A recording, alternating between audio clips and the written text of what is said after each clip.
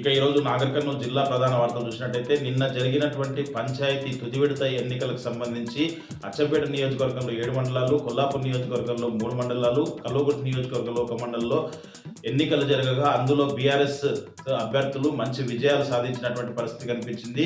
అచ్చంపేట నియోజకవర్గంలో ఉగురుంత మండలంలో మంచి విజయాలతో పాటు దుందుబి మోగించినటువంటి పరిస్థితి కనిపించింది. ఇటు కొల్లాపూర్ నియోజకవర్గంలో కూడా మంచి విజయాలు సాధించడంతో వాళ్ళు పెద్ద ఎత్తున కూడా ర్యాలీలు నిర్వహించి టపాకాయలు కాల్చి స్వీట్లు పంచుకొని వాళ్ళ సంతోషాన్ని వ్యక్తం చేయడమే కాకుండా కేసీఆర్ పాటలతో వాళ్ళు ఆడుతూ పాడుతూ తమ ఆనందాన్ని వ్యక్తం చేసినటువంటి పరిస్థితి కనిపించింది. మొత్తంగా చూసినట్టయితే గ్రామాల్లో ఇప్పటికే కాంగ్రెస్ ప్రభుత్వం పైన వ్యతిరేకత స్పష్టంగా కనిపిస్తా ఉంది. బీఆర్ఎస్ అభ్యర్థులు పెద్ద మొత్తంలో గెలవడమే ఇందుకు కారణం అని చెప్పేసి కూడా అభివృద్ధి కూడా కేసీఆర్ ప్రభుత్వంలోనే జరిగిందని చెప్పేసి మళ్ళీ కేసీఆర్ పార్టీలో ఉన్నటువంటి సర్పంచ్లు గెలిస్తేనే అభివృద్ధి సాధ్యమని చెప్పేసి కూడా పలువురు బీఆర్ఎస్ వైపు మొగ్గు చూపి బీఆర్ఎస్ అభ్యర్థులను సర్పంచులుగా వార్డు మెంబర్లుగా గెలిపించారని చెప్పేసి కూడా పలువురు చర్చించుకున్నటువంటి పరిస్థితి కనిపించింది.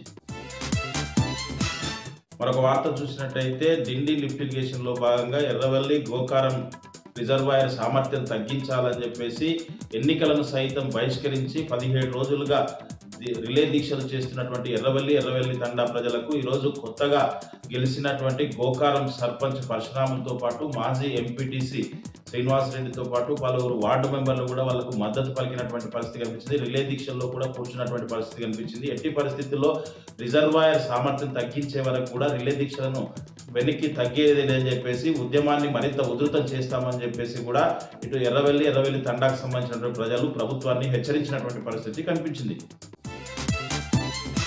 మరొక వార్త చూసినట్టయితే కల్వకుర్తి నియోజకవర్గంలోని అమన్గల్ మున్సిపల్ పరిధిలో ఈ నెల 20వ తేదీ నుంచి బస్తీ బాట కార్యక్రమాన్ని చేపట్టనున్నట్లు గిరిజన నేత బీఆర్ఎస్ రాష్ట్ర నేత డాక్టర్ పత్యానాయక్ తెలిపినటువంటి పరిస్థితి కనిపించింది. ఈ రోజు బస్తీ బాటకు సంబంధించినటువంటి సన్నాహక సమావేశాన్ని ఏర్పాటు చేశారు. దీనికి సంబంధించి పూర్తి వివరాలను కూడా డాక్టర్ పత్యానాయక్ వెల్లడించినటువంటి పరిస్థితి కనిపించింది. రాజకీయ పరిణామాలు, వార్డులకు నెలకొన్నటువంటి సమస్యలు, పట్టణ అభివృద్ధి కొరకై బస్తీబాట కార్యక్రమాన్ని తీసుకున్నామని చెప్పేసి దాంట్లో పలువురు ఇచ్చేటువంటి సూచనలు పార్టీలకు అతీతంగా తీసుకొని మున్సిపల్ అభివృద్ధికి కృషి చేస్తామని చెప్పేసి కూడా డాక్టర్ పత్యానాయక్ తెలిపినటువంటి పరిస్థితి కనిపించింది. ఈ కార్యక్రమంలో ఎంగలి రఘుతో పాటు పలువురు బీఆర్ఎస్ నాయకులు కూడా పాల్గొన్నటువంటి పరిస్థితి కనిపించింది.